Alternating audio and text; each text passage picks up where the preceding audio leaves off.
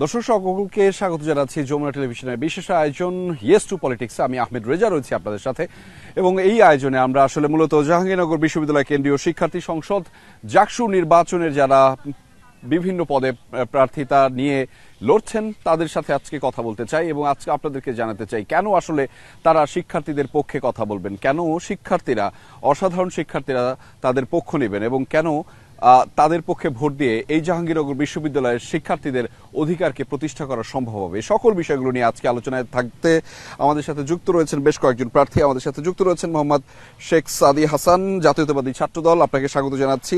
একই সাথে যুক্ত রয়েছেন আরিফুল্লাহ, আমাদের সাথে সমন্বিত শিক্ষার্থী জোট হিসেবে তিনি লড়ছেন। আমাদের সাথে যুক্ত রয়েছেন আরিফুজ্জামান উজ্জ্বল, যিনি শিক্ষার্থী ঐক্য ফোরাম থেকে লড়ছেন। একই সাথে রয়েছেন মোহাম্মদ মাহফুজুল ইসলাম মেঘ, স্বতন্ত্র অঙ্গীকার পরিষদ।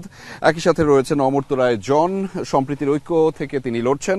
আমাদের সাথে রয়েছেন সৈয়দা অনন্যা ফারিয়া, জিএস প্রার্থী, স্বতন্ত্র পদে স্বতন্ত্র হিসেবে তিনি লড়ছেন। একই সাথে রয়েছেন সোহাগী সামিয়া জান্নাতুল ফেরদৌস, এজিএস পদপ্রার্থী, সংসপ্তক পর্ষদ। আপনাদের সবাইকে স্বাগত জানাচ্ছি ইয়েস টু পলিটিক্সে। আপনাদের সকলের সাথে দেখা হয়েছে একজন বাদে, এর আগে সকলের সাথেই আমার দেখা হয়েছে, আজকে দ্বিতীয়বারের মতো আপনাদের সকলের সাথে দেখা হচ্ছে। আমরা ইয়েস টু পলিটিক্স এর একটা প্রেক্ষাপট নিয়ে আপনাদের সাথে দীর্ঘ সময় আলোচনা করেছি। আজকে ঠিক সেখান থেকে শুরুটা করতে চাই না, আজকে জানতে চাই যে একদমই নির্বাচনের কাছাকাছি সময়ে আপনারা চলে এসেছেন এবং সেখানে আপনাদের মধ্যে এই প্রার্থীর যে প্রতিযোগিতা সেটা আসলে আরো বেশি চ্যালেঞ্জিং হয়ে যাচ্ছে। কে জিতবে কে হারবে একটা শক্ত একাট্টা অবস্থান সেখানে বিরাজ করছে এবং তার মধ্যে আমরা দেখতে পেলাম আজকে বাংলাদেশ জাতীয়তাবাদী ছাত্রদলের যিনি প্রতিনিধি মনোনীত প্রার্থী, আপনারা আজকে ইশতেহার ঘোষণা করলেন। কি ইশতেহার ঘোষণা করলেন, কেন করলেন এবং সেটির মাধ্যমে কি হবে শিক্ষার্থীদের? ধন্যবাদ আপনাদেরকে। আমার এখানে যারা উপস্থিত আছে আমাদের ভাই বন্ধু এবং সহপাঠী সকলকে আমি জানাই আন্তরিক শুভেচ্ছা। একসাথে আমি জানাতে চাই যে জাহাঙ্গীরনগর বিশ্ববিদ্যালয় জাতীয়তাবাদী ছাত্রদল সমর্থিত যে প্যানেল সাদি বৈশাখী সাতজাতিকরা প্যানেল, আজকে 6 সেপ্টেম্বর আমরা নির্বাচনী ইশতেহার ঘোষণা করেছি। আপনারা দেখবেন এখানে 8টি পয়েন্ট সম্বলিত আমরা আসলে ক্যাম্পাসের শিক্ষার্থীদের অধিকার এবং শিক্ষার্থীদের চাওয়া পাওয়া যে সকল আছে সেই সকল চাওয়া পাওয়া অথবা যে চাওয়া পাওয়াগুলোর জন্য শিক্ষার্থীরা অনেক দিন ধরে দীর্ঘদিন ধরে প্রশাসনের সাথে ডিল করে আসছে, নিজেদের সাথে ডিল করে আসছে, নিজেদের ভিতরে বিভিন্ন দ্বন্দ্বে বা যেটাকে আসলে নিজেদের করে পাওয়ার জন্য কাজ করে আসছে। এছাড়াও ক্যাম্পাসের প্রাণ প্রকৃতি থেকে শুরু করে শিক্ষার্থীদের খাদ্য, বাসস্থান, চিকিৎসা সেবা সংবলিত যত চাওয়া পাওয়া আছে সবগুলোই মোটামুটি আমরা আমাদের ইশতেহারে রেখেছি এবং আমরা বলেছি যে আমরা ইশতেহার দিয়েছি অনেক পরে, আমাদের ইশতেহারে এসেছে একদম নির্বাচনের কাছাকাছি বা দোরগোড়ায় এসে। আমরা এর আগে 8ম দিনের মতো আজকে আমরা নির্বাচনী প্রচারণা চালিয়েছি। আমরা শিক্ষার্থীদের কাছাকাছি গিয়েছি, শিক্ষার্থীদের কাছ থেকে জানার চেষ্টা করেছি যে আসলে তাদের চাওয়া পাওয়াগুলো কি, তারা আসলে কি চায়, ক্যাম্পাসটাকে কেমন চায়। আর এর ক্ষেত্রে আরও একটা বিষয় আমি ক্লিয়ার করতে চাই, যেহেতু আমরা যারা ইলেকশন বা প্রার্থী আছি আমরাও কিন্তু রানিং ছাত্র, সো সাধারণ শিক্ষার্থীদের যে ধরনের চাওয়া আমাদের চাওয়া তার বাহিরে কিছু না, বা আমরা যে ধরনের ক্যাম্পাস চাই সাধারণ শিক্ষার্থীরাও একই ধরনের ক্যাম্পাস চাই, যার জন্য সাধারণ শিক্ষার্থীদের পালস বুঝে আমরা যে ইশতেহার দিয়েছি আশা করছি সাধারণ শিক্ষার্থীদের চাওয়া পাওয়ার প্রতিফলন আমাদের ইশতেহারের মাধ্যমে ঘটেছে এবং যদি আমরা নির্বাচিত হয়ে ভিপি বা আমাদের প্যানেল নির্বাচিত হতে পারে আমরা এই অঙ্গীকারগুলো কাজে রূপান্তর করব এবং আমরা ক্যাম্পাসকে সুন্দর এবং একটা শিক্ষাঙ্গনকে ভালোভাবে শিক্ষার পরিবেশ নিশ্চিত করার মতো ক্যাম্পাস হিসেবে গড়ে তুলব।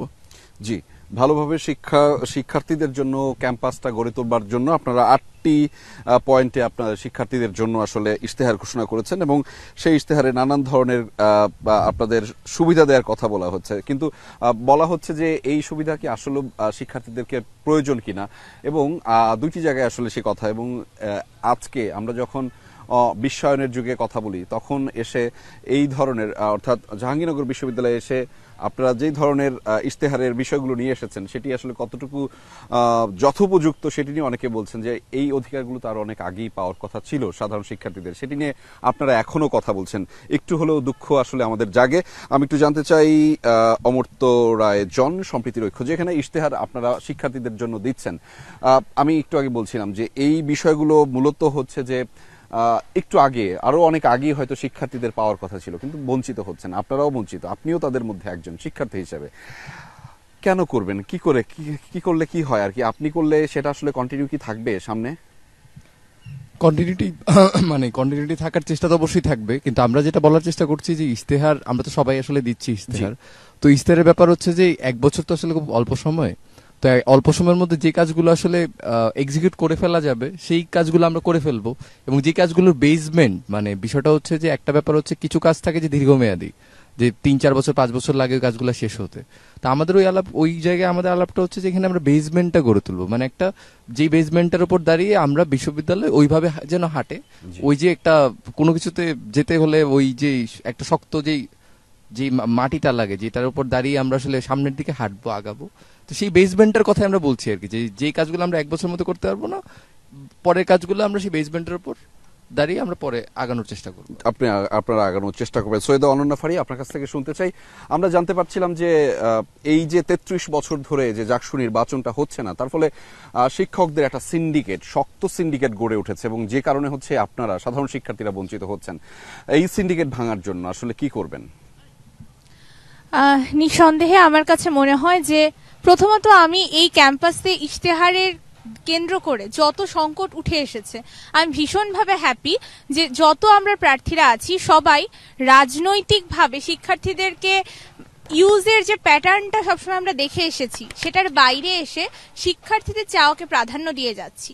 কিন্তু সত্যিকার অর্থে ধরুন আমরা একজন প্রার্থী নির্বাচিত হলাম, ওয়াশরুম বানানো কিন্তু আমাদের আসলে কাজ হতে পারে না। সমস্যার জায়গাটা যেখানে সেটা হচ্ছে সংকটগুলো কেন তৈরি হচ্ছে।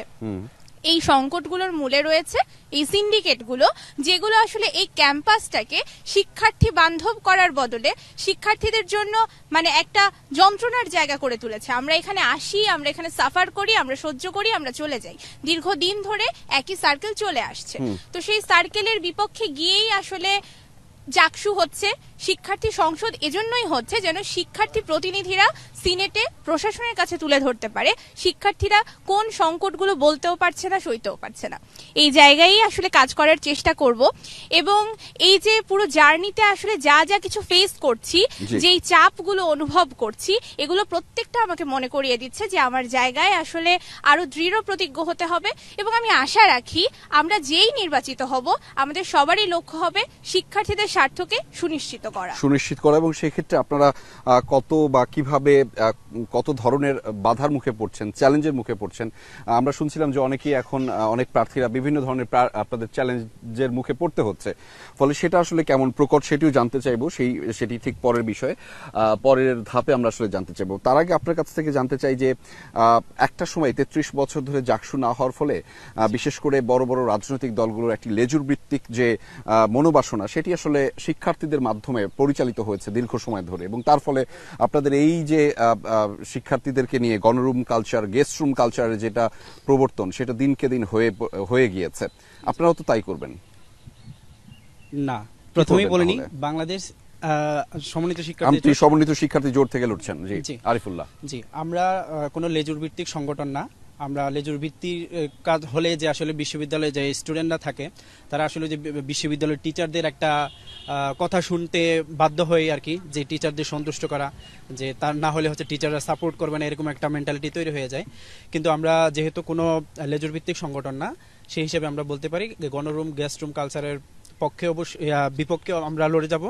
আর হচ্ছে আমরা কারো শুনবো না আর কি। বিশ্ববিদ্যালয় প্রশাসনের সাথে চোখে চোখ রেখে আমরা আমাদের বিশ্ববিদ্যালয়কে একটি সুন্দর সমৃদ্ধ আধুনিক ক্যাম্পাস গড়ার জন্য আমরা কাজ করে যাব। এমনও কি হয় যে শিক্ষকরাই আসলে আপনাদের এই প্রার্থীদের মধ্যে কাউকে কাউকে সমর্থন দিচ্ছেন এবং সমর্থন দিয়ে বলছেন শিক্ষার্থীদের, সাধারণ শিক্ষার্থীদেরকে বলছেন যে অমুক প্যানেলে বা অমুককে সমর্থন করবার জন্য? এরকম কি হয়েছে? আমি শুনেছি 2-1টা আপনাদের এই ক্যাম্পাস থেকে। হ্যাঁ, আমরা তো শুনতে পাচ্ছি যে অনেকের, ইভেন আমরা হচ্ছে একই সাথে প্রোগ্রাম করতেও দেখেছি। ইভেন হচ্ছে তফসিল ঘোষণার পরে বিশ্ববিদ্যালয় প্রশাসন একটা নির্দেশনা দিয়েছিল যে আসলে 25 জনের অধিক কোনো সভা সমাবেশ করা যাবে না। আমি আসবো বিষয়গুলো নিয়ে। হ্যাঁ, আমি না, ওই যে পয়েন্টটা যেহেতু আপনি টানলেন আর কি, সেই জায়গায় বলে যাচ্ছি। কিন্তু আসলে আমরা দেখতে পেয়েছি একটি নির্দিষ্ট ছাত্র সংগঠন একটা ক্যাম্পাসে বড় আয়োজন করছে, সেখানে আমাদের বিশ্ববিদ্যালয়ের উপাচার্য গিয়ে আলোচনা রাখতেছেন।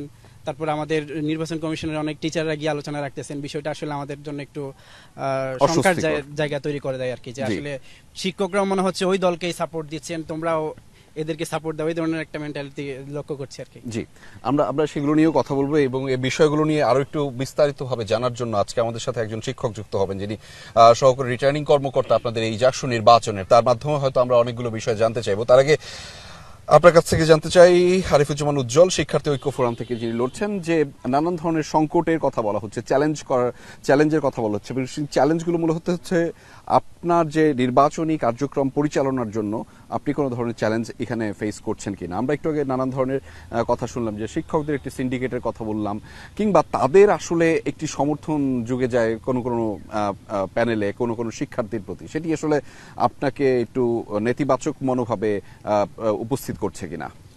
জি, ধন্যবাদ আপনাকে। আমরা আসলে নির্বাচনের যখন তফসিল হয় এরপর থেকে আসলে নির্বাচনী কার্যক্রম যখন থেকে শুরু হয়, তো তখন প্রথম দিকে আমরা সবাই মোটামুটি সন্তুষ্ট ছিলাম যে না, মোটামুটি লেভেল প্লেইং ফিল্ডটা অনেকটা বেটার আর কি নির্বাচনের জন্য। সেই জায়গা থেকে আমরা একটা পর্যায়ে এসে দেখলাম যে একটা নির্দিষ্ট ছাত্র সংগঠনের পুরো প্যানেলকে প্রমোশন করতেছেন একজন শিক্ষিকা, এমনকি শিক্ষকরাও প্রমোশন করতেছেন। আবার এটাও দেখলাম যে অন্য আরেকটি রাজনৈতিক ছাত্র সংগঠনে তাদের একজন নির্দিষ্ট প্রার্থীকে সামাজিক যোগাযোগ মাধ্যমে প্রমোশন করতেছেন শিক্ষকরা। তো এই জিনিসগুলো আসলে আমাদেরকে একটু পিছিয়ে দেয়, যে আমরা আসলে যখন শিক্ষার্থীদের কাছে যাই, আর এটা তো খুবই স্বাভাবিক, একজন শিক্ষক যখন একজন প্রার্থীর পক্ষ নিয়ে নিচ্ছে, তো ওই প্রার্থী তো আসলে আলাদা একটা সুবিধা পেয়েই যাচ্ছে ভোটারদের কাছে।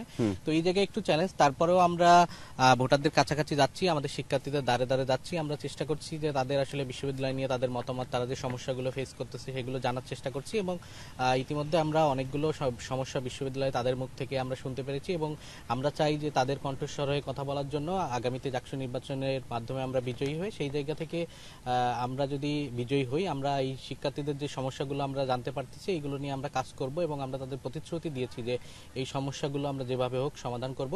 আর শিক্ষকদের এই বিষয়টা নিয়ে একটু যদি বলতে চাই, যে আসলে যেহেতু এই যে একটা নির্বাচন, এখানে সবাই আমরা শিক্ষার্থীরাই প্রতিদ্বন্দ্বিতা করছি, সেই জায়গা থেকে শিক্ষকদের আসলে এখানে ইনভলভমেন্টটা হওয়াটা উচিত না, কেননা তাহলে এই নির্বাচনের যে নিরপেক্ষতা সেটি আসলে হারায়।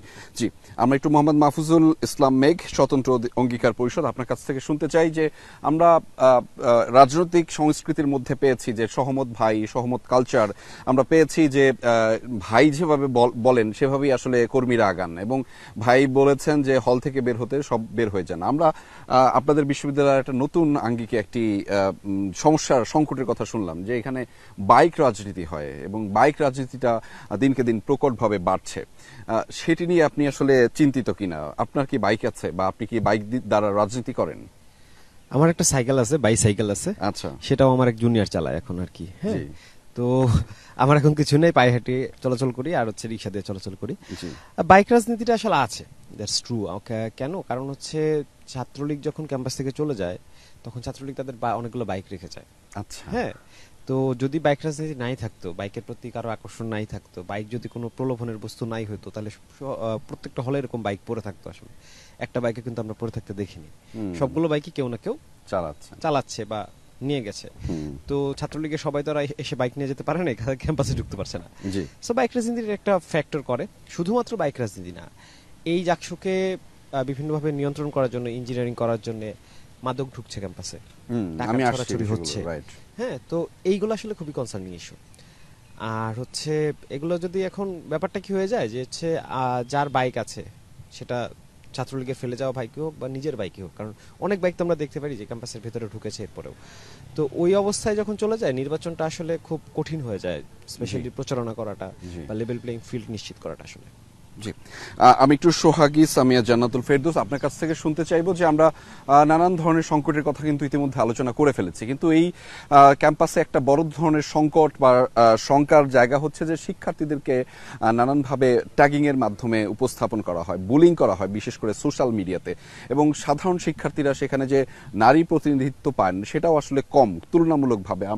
আমরা প্রথম দিন আয়োজনে কোনো নারী প্রার্থী পাইনি, বিশেষ করে ভিপি পদে সেখানে আসলে কেউই প্রার্থিতা ঘোষণা করেনি। মানে সেখানে কি আপনার শঙ্কা জায়গায় ব্যাপারগুলো, আপনি আসলে শিক্ষার্থী হিসেবে এবং প্রার্থী হিসেবে দুটো জায়গা থেকেই জানতে চাই। এই বিশ্ববিদ্যালয়ে যখন প্রবেশ করেছিলাম, তখন এই বিশ্ববিদ্যালয়কে নিয়ে আমাদের যে ধারণা জায়গাটা ছিল, এবং বিশ্ববিদ্যালয়ে বেশ কিছুদিন কাটানোর পরেও আমার যেটা মনে হয়েছে যে এই বিশ্ববিদ্যালয়ের নারী শিক্ষার্থীরা তুলনামূলকভাবে অন্যান্য বিশ্ববিদ্যালয়ের নারী শিক্ষার্থীদের থেকে অনেক বেশি স্বাধীনভাবে চলাফেরা করতে পারেন এবং অন্যান্য বিশ্ববিদ্যালয়ের প্রশাসন যে বাধ্যবাধকতা নারী শিক্ষার্থীদের উপর রাখেন আমাদের বিশ্ববিদ্যালয় করতে পারেন না। তার ক্রেডিট আমাদের বিশ্ববিদ্যালয়ের প্রশাসনের না, এই ক্রেডিটটা সম্পূর্ণ আমাদের এই বিশ্ববিদ্যালয়ের নারী শিক্ষার্থীদের। আমরা পূর্ববর্তী সময় দেখেছি আমাদের এই বিশ্ববিদ্যালয়ে যতগুলো আন্দোলন সংগ্রাম গড়ে উঠেছে সেখানে আমাদের নারীদের একটি অগ্রগামী ভূমিকা ছিল এবং পুরুষদের তুলনায় আমি খুব চ্যালেঞ্জ করেই বলতে পারি যে অনেক আন্দোলনে পুরুষদের তুলনায় নারীদের ভূমিকা অনেক বেশি ছিল এবং প্রত্যেকটি বিশ্ববিদ্যালয়ে যে সান্ধ্যকালীন আইন জারি করা হয়েছে মেয়েদেরকে রাত 10টার মধ্যে 7টার মধ্যে হলে ফিরতে হবে, এই আইনও আমাদের বিশ্ববিদ্যালয়ের প্রশাসন বারবার করতে চেয়েছেন, কিন্তু আমাদের সোচ্চার অংশগ্রহণের কারণে সোচ্চার ভয়েসের কারণে সেটা প্রশাসন পারেনি। কিন্তু যেই স্বাধীনতা আমরা ভোগ করি সেই স্বাধীনতা শিক্ষার্থীদের সংগ্রামের ফসল, আর যা আমরা এখন পর্যন্ত ভোগ করতে পারছি না কিংবা যা প্রতিকূলতা আমাদের মোকাবেলা করতে হয়েছে সেটা আমাদের প্রশাসনের যে দুর্বলতা সেই দুর্বলতার কারণে। আপনারা দেখবেন যে 5ই আগস্টে আমাদের এইখানে যারা নেতৃত্ব অবস্থায় ছিলেন, নেতৃত্বের প্রথম সারির মুখ হিসেবে ছিলেন, তাদের মধ্যে নারীরা ছিলেন খুব জ্বলজ্বলে, খুব উজ্জ্বল ভূমিকায় ছিলেন এবং 5ই আগস্টের ঠিক পরপর সেই সমস্ত নারীদেরকে দিয়ে এই ক্যাম্পাসে সাইবার বুলিং শুরু হয়। পুরো বাংলাদেশ জুড়ে আমরা দেখেছি যে গণ অভ্যুত্থানের পর প্রত্যেকটা নারীদেরকেই আসলে সাইবার বুলিং এর শিকার হতে হয়েছে, রাস্তাঘাটে, অনলাইনে, সব জায়গায়। এমনকি আমাদের ইতিহাসে বেগম রোকেয়া, তাকেও কিন্তু তার গ্রাফিতেও কিন্তু কালিমা লিপ্ত করা হয়েছে। বেগম রোকেয়া নামে যে বিশ্ববিদ্যালয় রয়েছে সেই নাম পরিবর্তন করার জন্য একদল মব তৈরি হয়েছে। আমাদের এই বিশ্ববিদ্যালয়ে ইলামিত্রের নামে একদল মানুষ হল চেয়েছিল, সেটা নিয়ে তর্ক বিতর্ক, আলোচনা সমালোচনা অনেক কিছু থাকতে পারে, কিন্তু ইলামিত্রের নামে হল করতে দিবে না বলে ইলামিত্রকে যেভাবে ইতিহাসে কালপিট বানানোর চেষ্টা করেছিল জাহাঙ্গীরনগর বিশ্ববিদ্যালয়ের একদল শিক্ষার্থী, সেগুলোও কিন্তু আমরা ভুলে যাইনি। এই বিশ্ববিদ্যালয়ে 5ই আগস্টের পর যখন নারীদেরকে নিয়ে সাইবার বুলিংটা শুরু হলো, তার প্রথম সাইবার বুলিংটা আমাকে দিয়ে শুরু হয়েছিল। এই ক্যাম্পাসে প্রথম মব এবং অনলাইনে প্রথম সাইবার বুলিংটা আমাকে দিয়ে শুরু হয়েছিল। আমি সেই বিষয়ে চুপ ছিলাম, আমি কিছু বলিনি, কিন্তু আমার এখন রিয়েলাইজ হচ্ছে সেই সময় আমার আওয়াজ তোলা উচিত ছিল, কারণ এটা শুধুমাত্র এখন 1 বছর বাদে দাঁড়িয়ে সেটা শুধু আমার মধ্যে সীমাবদ্ধ রইল না, সেটা পুরো ক্যাম্পাসকে আক্রান্ত করেছে, পুরো ক্যাম্পাসে যারা নারীরা রয়েছেন তাদেরকে আক্রান্ত করেছে। সেই জায়গায় আমরা দেখছি এখন আমাদের নারী প্রার্থী কম এবং এখন পর্যন্ত স্টিল না আমি নারী প্রার্থী হিসেবে প্রত্যেক মুহূর্তে বুলিং এর শিকার হচ্ছি। যখনই সাধারণ শিক্ষার্থীরা ফেসবুকে আমার হয়ে ভোট চাইছেন, সেও নানা রকম আক্রমণের শিকার হচ্ছেন, নানা রকম হুমকির শিকার হচ্ছেন। আমার এক প্রার্থী যখন ওই আমার বাজে মন্তব্যের জায়গায় আমাকে হয়ে ডিফেন্ড করছেন, তখন তাকে হলের 425 নম্বর রুমে ডেকে দেখে নেবেন এই ধরনের কথা বলা হয়েছে। তার মানে এই যে নারীদেরকেও হুমকি দিচ্ছে এবং নারীদের পাশে যারা দাঁড়াচ্ছেন তাদেরকেও হুমকি দিচ্ছেন। কিন্তু দুঃখের বিষয় হচ্ছে যে এই প্রশাসন আন্দোলনের মধ্যে দিয়ে এই প্রশাসনের দায়িত্ব পালন করলেন, যেই প্রশাসন এই নারীদের ভূমিকার কারণে আজকে দায়িত্ব পালন করতে পারছেন, সেই প্রশাসন কিন্তু নারীদের বিষয়ে সম্পূর্ণ অজ্ঞ ভূমিকা পালন করছেন, প্রশাসনও করছেন এবং আমাদের নির্বাচন কমিশনারের একজন উপস্থিত রয়েছেন আমাদের শ্রদ্ধেয় শিক্ষক, ওনারাও করছেন। বলতে বলতে বলতে বলতে গলা দেখছেন বসে গেছে। প্রতিদিন এগুলো নিয়ে কথা বলতে হয় যে নারীদের জন্য কেন এই নির্বাচন কঠিন হবে, জাহাঙ্গীরনগর বিশ্ববিদ্যালয়ে কেন নারীদের জন্য নির্বাচন কঠিন হবে, সেটার কোনো সৎ জবাব আমরা পাইনি। এখন পর্যন্ত আমরা সেটার কোনো সমাধান পাইনি। আচরণবিধিতে স্পষ্ট করে লেখা আছে, কেউ যদি কাউকে নিয়ে নোংরা মন্তব্য করে, কেউ যদি তাকে নিয়ে অপপ্রচার অপবাদ তৈরি করার চেষ্টা করে, তার প্রার্থিতা বাতিল হয়ে যাবে কিংবা তার বিরুদ্ধে আইনত ব্যবস্থা নেওয়া হবে। কিন্তু এখন পর্যন্ত সেই আচরণবিধি অনুযায়ী নির্বাচন কমিশন কোনো ব্যবস্থা নেয়নি। আমরা সোহাগী সামিয়া আমরা বিষয়গুলো নিয়ে জানবো এবং সেই যে আচরণবিধির কথা বলা হয়েছে সেই আচরণবিধিতে অনেকগুলো বিষয় আছে, সেগুলো নিয়ে আমাদের পরবর্তী ধাপে আমরা প্রশ্নগুলো করব। তবে তার আগে দর্শক আপনাদেরকে জানিয়ে দিতে চাই আমাদের সাথে যুক্ত রয়েছেন অধ্যাপক মোহাম্মদ মাফরুহি সাত্তার, জাকসু নির্বাচন কমিশনের সম্মানিত সদস্য। স্বাগত আপনাকে আমাদের এই বিশেষ আয়োজন, যমুনা টেলিভিশনের আয়োজন ইয়েস টু পলিটিক্স। স্যার, আপনার কাছ থেকে আমরা আরো অনেক বিষয়ে একটু জানতে চাইবো, আমাদের অনেক প্রশ্ন রয়েছে আপনার কাছে। তার আগে আমি শিক্ষার্থী যারা প্রার্থী হিসেবে লড়ছেন তাদের কাছে আরো একবার যেতে চাই। আমরা আচরণবিধির যে প্রসঙ্গগুলো একটু আগে সোহাগী সামিয়া তুলছিলেন, আমরা ওখানে একটু যেতে চাই। বিশেষ করে আপনাদেরকে তথ্যগুলো একটু জানাতে চাই। সেটি হচ্ছে যে আপনাদের আচরণবিধির 7 খতে বলা আছে, নির্বাচনী প্রচারণার ক্ষেত্রে নির্বাচন কমিশনের অনুমতি ব্যতীত সর্বোচ্চ 25 জনের অধিক একসাথে জমায়েত হওয়া যাবে না। যেগুলো নিয়ে আপনাদের একটা আপনারা বিষয়গুলোকে ভালোভাবে নেননি। আপনারা বলেছেন 17 কতে বলা যেখানে রয়েছে, কোন প্রতিদ্বন্দ্বী প্রার্থী হল সংসদ নির্বাচনের জন্য সর্বোচ্চ 4000 টাকা এবং কেন্দ্রীয় সংসদ নির্বাচনের জন্য সর্বোচ্চ 7,000 টাকা ব্যয় করতে পারবেন, যেটি আপনাদের সকলের জন্য আসলে অনেকটা দুঃসাধ্য হয়ে গেছে, কঠিন হয়ে গেছে আপনাদের নির্বাচনী প্রচারণা চালানোর জন্য। এবং সোহাগী সামিয়া বলছিলেন যে কাউকে যদি সোশ্যাল মিডিয়াতে, সামাজিক যোগাযোগ মাধ্যমে কটাক্ষ করে উপস্থাপন করা হয়, সেটির ক্ষেত্রেও নির্বাচন কমিশন থেকে ব্যবস্থা নেওয়ার কথা বলা হয়েছে, যদিও সেটি এখন পর্যন্ত বাস্তবায়ন হয়নি। এবং আরও একটি বিষয়, সম্ভবত আটের চতে বলা রয়েছে যে এআই জেনারেটেড কোনো ধরনের প্রচারণা কিন্তু চালানো যাবে না। যদিও আপনাদের একটি পদ রয়েছে প্রযুক্তি বিষয়ক যেই সম্পাদক, সেখানেও রয়েছে, এবং তিনি আসলে কেমন করে তিনি যে প্রযুক্তিগতভাবে দক্ষ সেটি নিয়ে একটু সাংঘর্ষিক উপস্থাপন হয়। বিষয়গুলো আপনারা সবাই জানেন, আপনারাই বলেছেন যে এই নির্বাচনী আচরণের ক্ষেত্রে যে বিধিমালাগুলো রয়েছে সেই বিধিমালার ক্ষেত্রে এগুলো আসলে সাংঘর্ষিক। সেই সাংঘর্ষিকের জায়গা থেকে আপনারা কি মনে করছেন যে আপনাদের প্রচারণা চালানোর জন্য কতটুকু চ্যালেঞ্জ হয়েছে? কে বলতে চান? আমি এটা উন্মুক্তভাবে আমি ছেড়ে দিতে চাই, মেঘ বলতে চাই। আমরা মেঘের কাছ থেকে শুনবো, পরবর্তীতে সব শেষ করে আমরা স্যারের মন্তব্য নিব। আচ্ছা, ধন্যবাদ আমাকে সুযোগ দেওয়ার জন্য। আসলে আমরা যে প্রচারণা করছি, আমাদের মনে হচ্ছে যে আমরা ইউনিয়ন পরিষদ ইলেকশন করছি, ইউনিয়ন পরিষদের ইলেকশন করছি, ডোর টু ডোর গিয়ে হচ্ছে আমাদের প্রচারণা চালাতে হচ্ছে। আমাদেরকে 1.5টা অপশন খোলা রাখছে, 1.5টা অপশন। কি অপশন? একটা হচ্ছে ডিপার্টমেন্ট টু ডিপার্টমেন্ট যেতে হবে, ওখানে আমি ছেলে মেয়েদের সবাইকে পাই। আর হচ্ছে যেহেতু আমি ছেলে, মেয়েদের হলে ঢুকতে পারি না, তো এইখানে টোটাল জনসংখ্যার 50% হচ্ছে আমার অ্যাভেলেবল আছে, 50% নেই, এই জন্য আমি 1.5টা বললাম। তো এই হচ্ছে প্রচারণা। আমি তো ভাই বিশ্ববিদ্যালয়ের শিক্ষার্থী, আমি তো প্রচারণা ডোর টু ডোর প্রচারণা করব না। আমি হচ্ছে ইন্টেলেকচুয়ালি ডিবেট করব, সংলাপ করব। আমার সাথে আরো প্রার্থীরা থাকবেন যারা বিশ্ববিদ্যালয়ের ভোটার, মানে শিক্ষার্থী যারা, তারা হচ্ছে তখন কম্পারেটিভ অ্যানালাইসিস করবেন যে তারা আসলে কিভাবে তাদের জিনিসটা তুলে ধরছেন। এইটার তো কোনো সুযোগ নেই।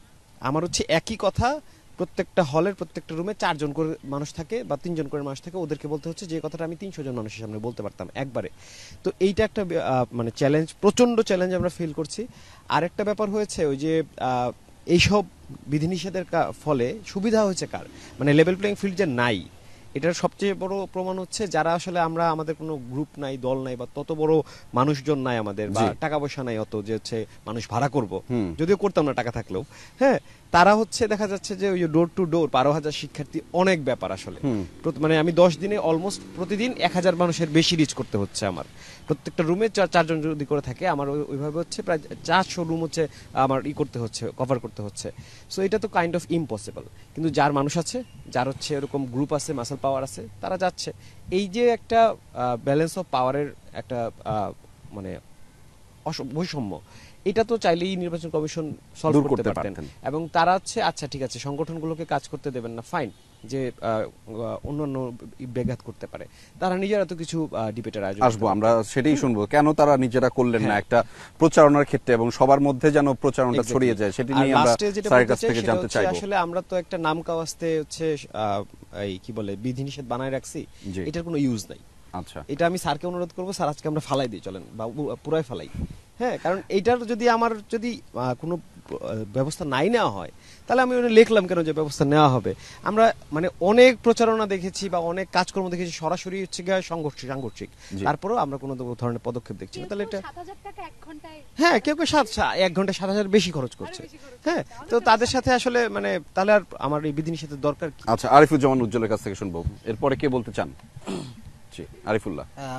মেঘের কথার প্রেক্ষিতে আসি আর কি, মানে এই যে 7,000 টাকা 4,000 টাকা যে একটা ব্যারিয়ার দেওয়া হয়েছে, আসলে নির্বাচন কমিশন যে আসলে এই চিন্তাটা করছিল কিনা, আমাদের যে ভোটারই হচ্ছে 12,000, এখন আমরা যে 12,000 লিফলেটও ছাপাই, প্রতিটা 1 টাকা করে হলে 12,000 টাকার কাছাকাছি কিন্তু চলে যাচ্ছে। তো এই যে 7,000 টাকার ব্যারিয়ারটা এইভাবে আসলে কিভাবে এর মধ্যে থাকা যায়, এটা আমরা আসলে বুঝতে পারতেছি না। আর অন্য হ্যাঁ, তো এই হচ্ছে বিষয়। আর অন্যান্য বিষয়গুলো আসলে কি যে আমার আসলে আমরা হচ্ছে আমরা যে ব্যারিয়ারটাতে পড়ছি, যে আমাদের মেয়েদের হলে তো আমরা ওইভাবে ছেলেরা গিয়ে প্রচারণা করতে পারতেছি না। তো এই জায়গায় যদি আমরা যদি বিতর্ক প্রতিযোগিতা কিংবা অন্য ধরনের সভা সমাবেশ না করতে পারি, তাহলে যে আমার যে ভীষণ কিংবা আমার যে মিশন, এগুলো আমার নারী শিক্ষার্থীদের কিভাবে বলবো? আমরা শুধুমাত্র যেটা করতে পারতেছি যে নারী শিক্ষার্থীদের কাছে আমাদের লিফলেটটা পৌঁছাতে পারতেছি, এর বাইরে আমরা নারী শিক্ষার্থীদেরকে ওইভাবে রিচও করতে পারছি না। সোশ্যাল মিডিয়াতে কি আপনারা কোনো প্রচারণা চালাতে পারছেন? সোশ্যাল মিডিয়ায় আমরা প্রচারণা চালাতে সেটা কি ব্যক্তি উদ্যোগে নাকি সমন্বিত প্যানেল থেকে?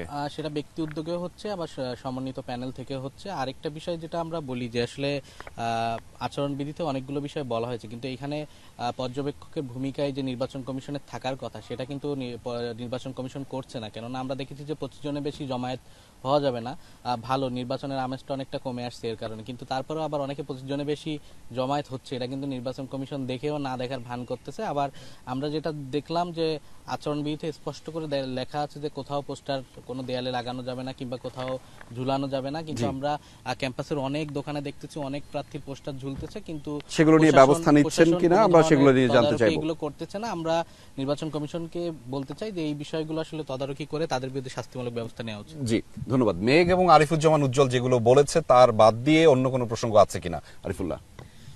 জি, অনেকগুলো প্রসঙ্গ চলে আসছে অলরেডি। তার বাইরেও হচ্ছে কয়েকটা প্রশ্ন আমি রেজ করতে চাই।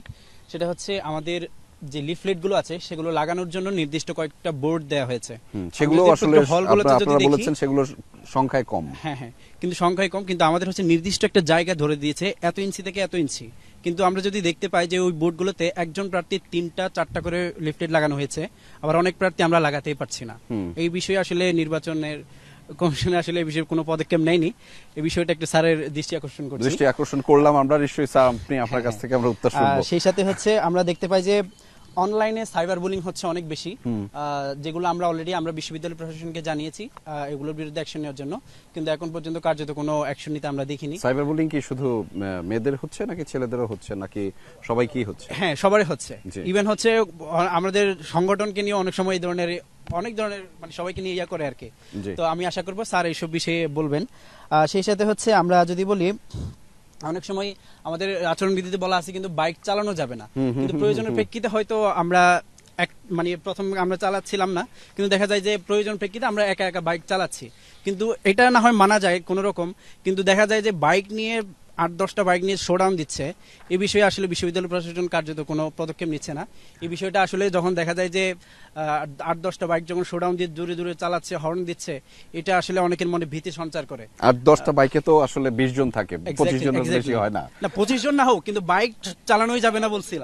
জি, আমি আর দুই একটা পয়েন্ট আছে সেটা বলি। যে এরপরে কি বলবেন? হ্যাঁ, জি, এরপরে বলছিল যে স্যাররা বিশ্ববিদ্যালয় নির্বাচন কমিশন থেকে বলা হয়েছিল যে ডোপ টেস্টের বিষয়ে একটা বিষয় জানাবেন বলছিলেন, কিন্তু এখন পর্যন্ত এটার বিস্তারিত কোনো নির্দেশনা স্যাররা দেননি।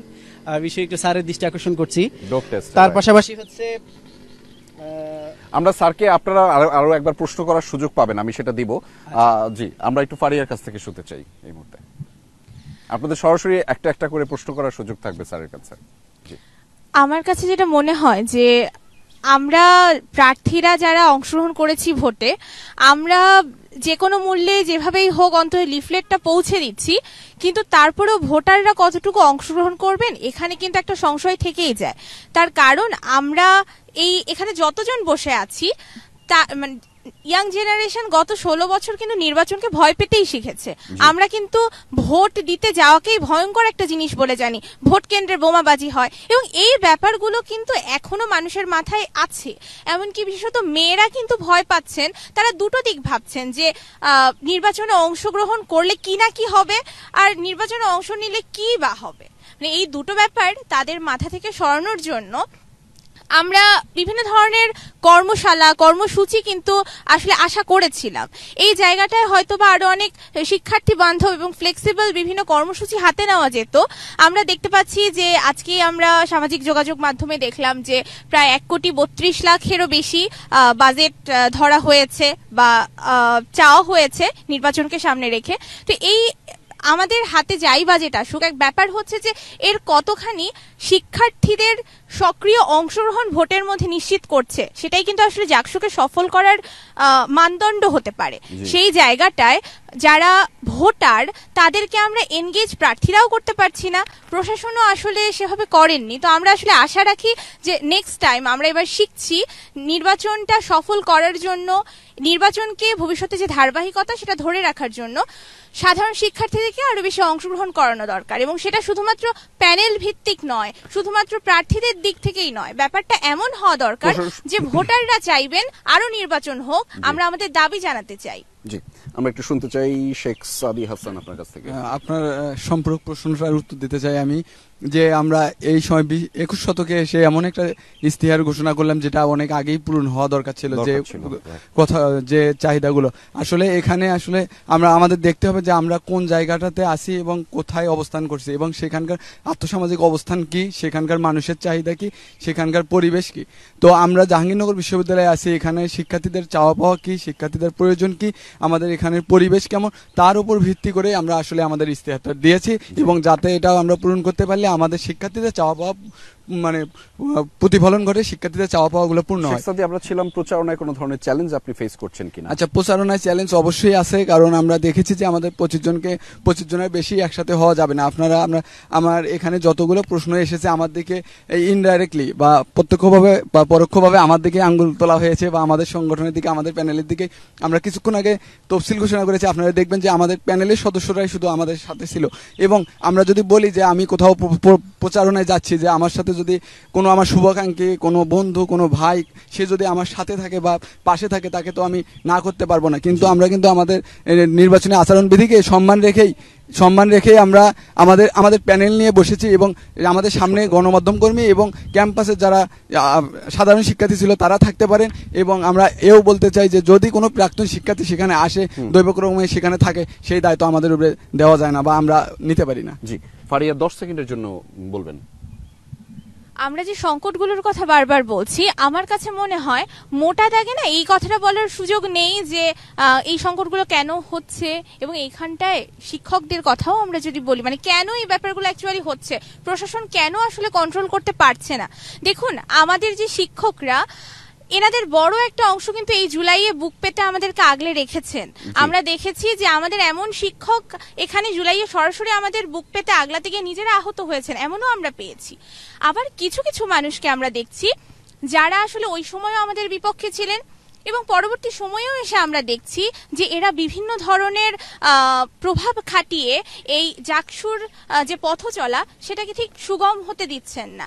এমনকি বিশেষ কিছু মানুষ এর কাছে আমরা চাপ পাচ্ছি রীতিমতো, যেখানে আমাদের জাকসুর যে পথ চলা সেটা বাধাগ্রস্ত হচ্ছে। সেই জায়গাটায় এই পরিবর্তনগুলো যদি আসে তাহলে প্রশাসন আসলে আরো স্মুথলি কাজ করতে পারবে।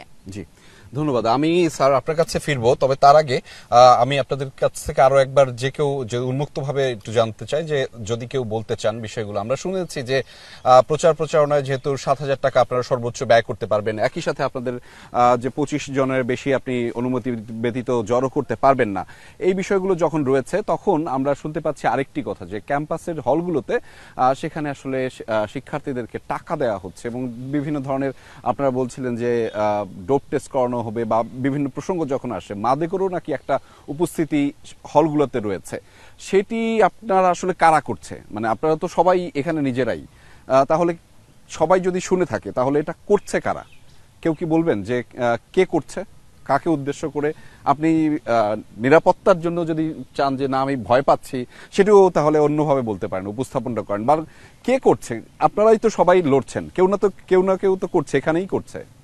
অনেক ধরনের সংকটের কথা বললেন, সে সকল সংকটগুলোর মধ্যে যারা নির্বাচনে আচরণবিধি লঙ্ঘন করে অনেক অনেক টাকা খরচ করছেন, তাদের মধ্যে আমরা বলতে চাই যে গুরুত্বপূর্ণ প্রার্থীরাই রয়েছেন আমাদের ক্যাম্পাসের। বড় বড় পদে লড়ছেন গুরুত্বপূর্ণ প্রার্থীরা, সব পদই বড়, সব পদই, হ্যাঁ, শুরুর দিকের যেই পদগুলো রয়েছে সেসব প্রার্থীরা আসলে লড়ছেন। সেটা আসলে আমাদের বলার কথা না, সেটা প্রশাসন বলবে, প্রশাসন সেটা মানে জাস্টিফাই করে সকলের সামনে উপস্থাপন করবে। আমি যেটা চোখে দেখছি সেটা অনেকাংশে ভুলও হতে পারে, তাই আমি বলে কারোর ইমেজ নষ্ট করতে চাই না, কিন্তু প্রশাসন তদন্ত করে সেটা বের করবেন কারা করছে এবং সত্য মিথ্যা অনুযায়ী তারা সেটা আমাদের সাথে উপস্থাপন করবেন। আরেকটি বিষয় এখানে অ্যাড করা খুব জরুরি, আমরা প্রায় 33 বছর পর নির্বাচন করছি। 33 বছর পরে যে নির্বাচন অনুষ্ঠিত হচ্ছে, আমরা সেই নির্বাচনটা শেখ হাসিনার আমলের মতো নির্বাচন চাই না, আমরা সেই নির্বাচনটা স্বৈরাচারের মতো নির্বাচন চাই না। আমরা স্বৈরাচারের নির্বাচনে দেখেছি মানি, মাসেল, পাওয়ার, এই তিনের সমন্বয়ে কিন্তু নির্বাচন তাদের দখলে রেখেছে এবং জনসাধারণ সেই নির্বাচনগুলোতে অংশগ্রহণ করেনি। আমরা এখানেও মানি, মাসেল, পাওয়ারের দৃশ্যমান ঝনঝনানি দেখতে পাচ্ছি এবং আমাদের কাছে এখনই ইতিমধ্যেই বুঝতে পারছি যে ক্যাম্পাস থেকে সাধারণ শিক্ষার্থীরা ক্যাম্পাস ত্যাগ করতে শুরু করেছেন এবং নির্বাচনের 4 দিন বন্ধ পেয়েছে, বুধ বৃহস্পতি শুক্র শনি। অনেক শিক্ষার্থীরা নির্বাচন বিমুখ এবং নির্বাচনে অংশগ্রহণ করবেন না, সেজন্য ক্যাম্পাস ছেড়ে যাচ্ছেন। আমি নির্বাচন প্রশাসনের কাছে, কমিশনের কাছে জানতে চাচ্ছি, নির্বাচনকে সর্বোচ্চ অংশগ্রহণমূলক করবার জন্য সাধারণ শিক্ষার্থীদের সর্বোচ্চ অংশগ্রহণমূলক তারা কি করতে পারবে, ভবিষ্যতে কি করবে? দ্বিতীয় আরেকটি প্রশ্ন রয়েছে, আমাদের বাংলাদেশ ছাত্র শিবির কিংবা সমন্বিত শিক্ষার্থী জোটের উনি বললেন যে প্রত্যেকেই সাইবার বুলিং এর শিকার হচ্ছে, সবাই বলছে সাইবার বুলিং এর শিকার হচ্ছে, করছে কে? এবং আমরা দেখতে পাচ্ছি যারা করছে তারা বিচ্ছিন্নভাবে করছে না, তারা গোষ্ঠীবদ্ধ হয়ে পরিকল্পনা মাফিক এই কাজটি করছেন। এবং যতগুলো সাইবার বুলিং আছে তার মধ্যে সবচেয়ে বেশি কমেন্ট যেটা হয়, শাহবাগী গোসল কর। এবং আমি যদি সংযোগ খোঁজার চেষ্টা করি, আপনারা দেখবেন যে 2024 সালের ডিসেম্বরে জাতীয় জাদুঘরে ছাত্র শিবির একটি প্রদর্শনী করেছিল, সেই প্রদর্শনীতে তারা লিখেছিল শাহবাগী গোসল কর। এবং এখন পর্যন্ত যারাই নামে বেনামে আমাদেরকে অনলাইনগুলোতে হেনস্থা করছে, তাদের প্রায় বেশিরভাগ প্রোফাইলে গিয়ে আপনি দেখবেন ছাত্র শিবিরের পোস্টগুলো শেয়ার করে। তাহলে ছাত্র শিবির এই দায় কিভাবে এড়াবে? কিংবা তারা যে দ্বিমুখী অবস্থান নিচ্ছে না, একদিকে নারীদেরকে হেনস্থা করছে, যারা সাম্প্রদায়িক উগ্র মৌলবাদী রাজনীতির বিরুদ্ধে কথা বলে তাদের বিরুদ্ধেই তারা হেনস্থা করছে। ছাত্র শিবির এর দায় কিভাবে এড়াবে, আমরা সেটা শুনতে চাই। ছাত্র শিবির এর দায় কিভাবে এড়াবে? আমি গতকালকে আরো একটি বিষয় শুনেছি যে আল বটর বাহিনী নামেও একটা বাহিনী আছে সোশ্যাল মিডিয়াতে। আমি যারাই হচ্ছে আমরা সাইবার বুলিং এর শিকার হচ্ছি, আমরা বিশ্ববিদ্যালয় প্রশাসনের কাছে লিখিত অভিযোগ দিয়েছি এবং আবেদন জানিয়েছি। আমি বলি বিশ্ববিদ্যালয় প্রশাসনকে আবেদন জানিয়েছি ওনারা যাতে অ্যাকশন নেন এ বিষয়ে। তারাও যেহেতু আক্রমণের শিকার হচ্ছে, আমিও তাদেরকে আহ্বান জানাই, আপনারাও বিশ্ববিদ্যালয় প্রশাসনকে বলুন অথবা রাষ্ট্রের সহায়তা নিয়ে যারাই আক্রমণ করছে তাদের বিরুদ্ধে অ্যাকশন নিন। ট্যাগিং এর রাজনীতি করবেন না। আর আমরা আশা করব এসব বিষয় বাদ দিয়ে আপনি বিশ্ববিদ্যালয় প্রশাসনকে বলুন আর হচ্ছে ইয়ে করুন। আরিফুল্লাহ, আচ্ছা আমি লিখছি,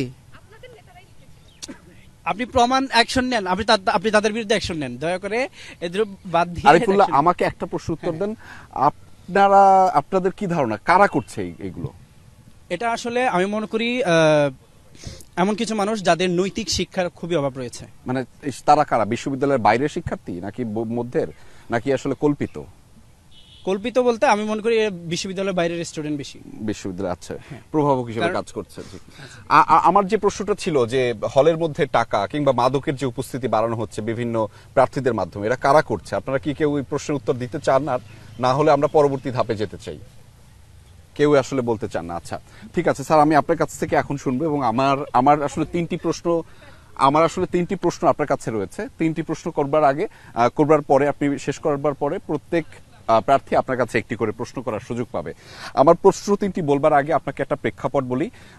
জাহাঙ্গীরনগর বিশ্ববিদ্যালয় সেটি বাংলাদেশের একটি গর্বের জায়গা, নানান কারণে সেই গর্বের জায়গাটি তৈরি হয়েছে এবং বিশেষ করে আমি যদি 24-এর প্রেক্ষাপটের কথা বলি, সেখানে তাদের যে অবদান, শিক্ষার্থীদের যে অবদান, সেটি আসলে অগ্রগণ্য ভূমিকায় ছিল। যখন ঢাকার পাশাপাশি কোনো বিশ্ববিদ্যালয় যদি শিক্ষার্থীরা আন্দোলনটা সজীব করে রাখে, জাগিয়ে রাখে, সেটি ছিল জাহাঙ্গীরনগর বিশ্ববিদ্যালয়।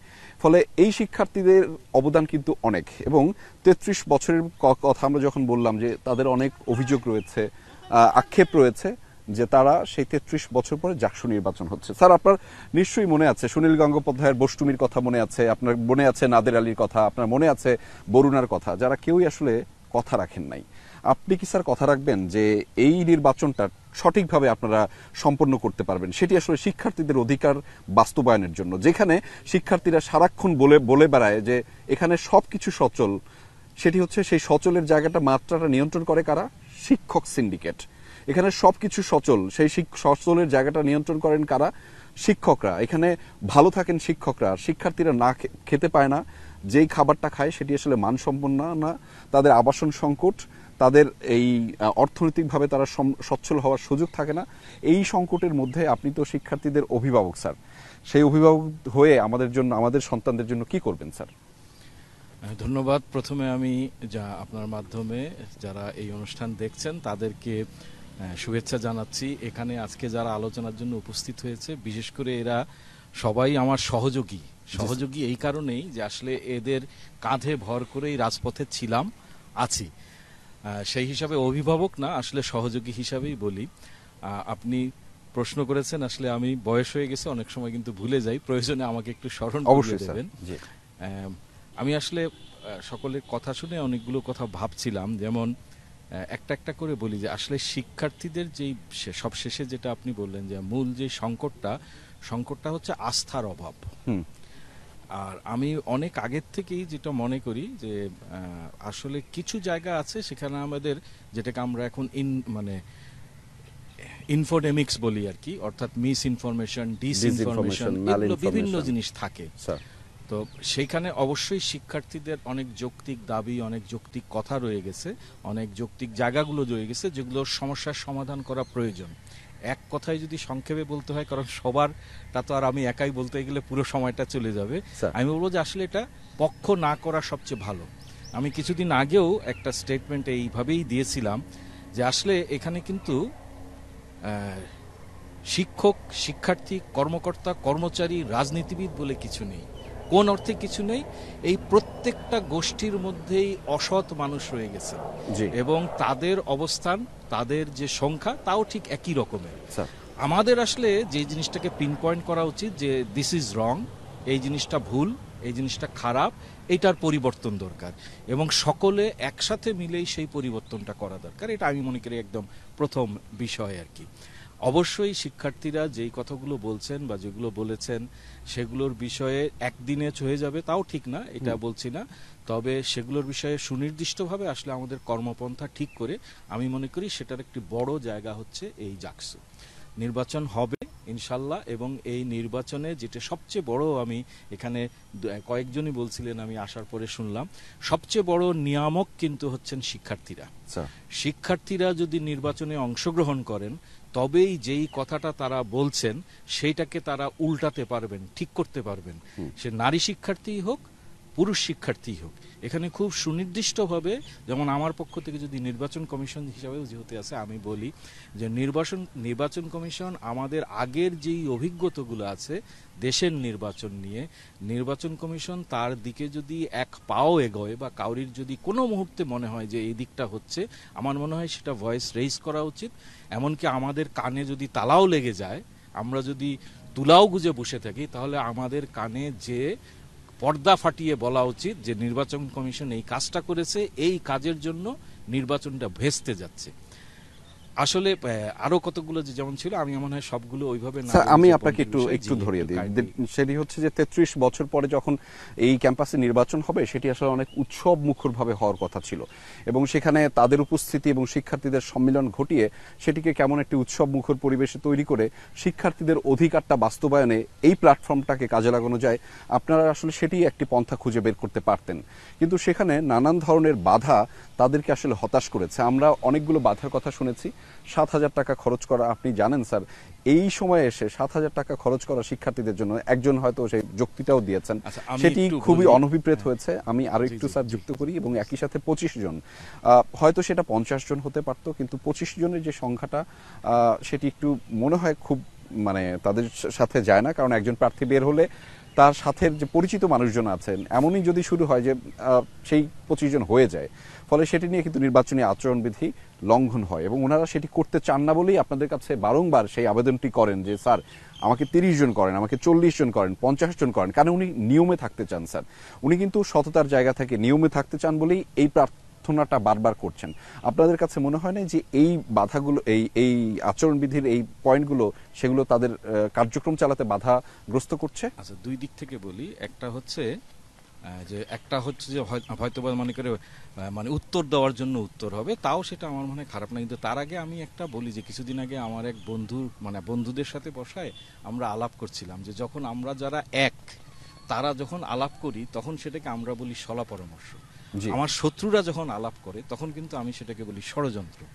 একটু আগে যেমন বুলিং এর কথা হচ্ছিল, কিছু অবশ্যই যারা আছেন, অনেকেই আছেন যে যারা এগুলো থেকে সম্পূর্ণভাবে মুক্ত, কিন্তু দুঃখজনক হলেও সত্য যে আমরা কিন্তু, যে বলছেন যে কে করছেন, আপনি তখন প্রশ্ন করছিলেন, আমার পক্ষে যখন যাচ্ছে তখন আমি মনে করছি যে একটু ভালো হলো, হ্যাঁ, আবার আমার বিপক্ষে যখন যাচ্ছে তখন আমি কিন্তু বলছি যে এটা ভালো হলো না। যেমন সহজ একটা, এই যে আমাদের যে এখন যে যোগাযোগ মাধ্যমটা আছে, এই যোগাযোগ মাধ্যম ব্যবহার করে আমরা যে প্রচারণা চালাচ্ছি আমার মনে হয় যে বিরাট বড় আমাদের জন্য একটা সুযোগ খুলে দিয়েছে।